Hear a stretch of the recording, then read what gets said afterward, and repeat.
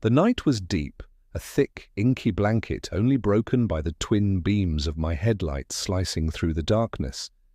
I'd been driving for what felt like an eternity, the endless stretch of highway hypnotic and draining. That's when I saw it. Tacked to a weathered wooden post, a piece of cardboard, hand-scrawled in what looked like frantic, desperate letters, "Do not take exit 13.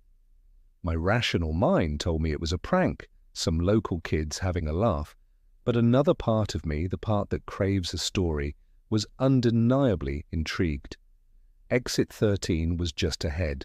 My GPS showed it as a shortcut, a way to shave 20 minutes off my trip. Ignoring the sign, I flicked on my turn signal, a smirk playing on my lips.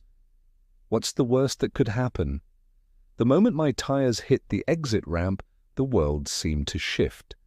The air grew heavy, thick with the smell of pine and damp earth. The road, which should have connected back to a main artery, just kept going. It was a forgotten stretch of asphalt, cracked and overrun with weeds, snaking deeper into a forest that felt ancient and watchful. The first thing I noticed were the cars, dozens of them lining both sides of the road like skeletal sentinels. They were from all different eras, from rusted-out 70s sedans to more modern SUVs, all covered in a thick layer of dust and grime. Doors were left ajar, windows smashed, but there was no sign of their drivers. An eerie silence pressed in, so profound that the crunch of my tires on the gravel felt deafeningly loud. I slowed down, an uneasy feeling creeping up my spine. This wasn't a shortcut. It was a dead end, a graveyard of vehicles. I reached for my phone. No signal, of course.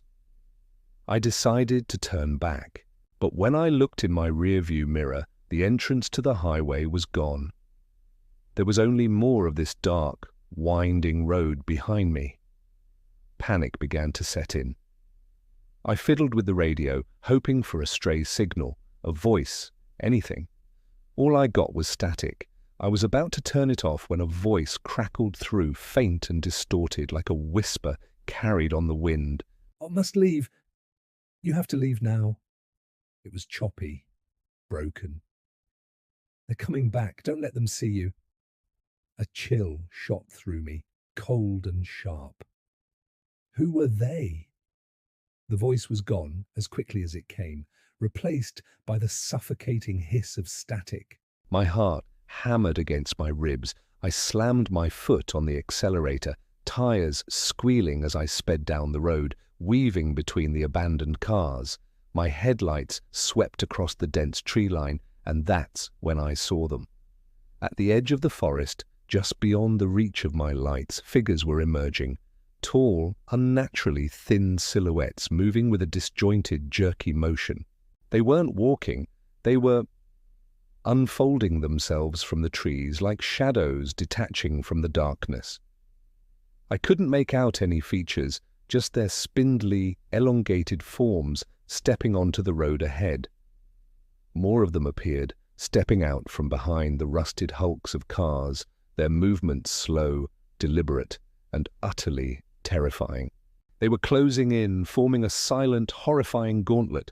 My mind was screaming. The whispers on the radio, the abandoned cars, the sign, it was all a warning I had foolishly ignored. Now I was trapped on their road. I gripped the steering wheel, knuckles white, my gaze fixed on the narrowing gap between the approaching figures. There was no turning back. My only chance was to drive through them, to push forward into the terrifying unknown and pray I could find the end of exit 13 before they reached me. Thanks for watching. If you enjoyed this story, don't forget to like and subscribe for more tales from the dark.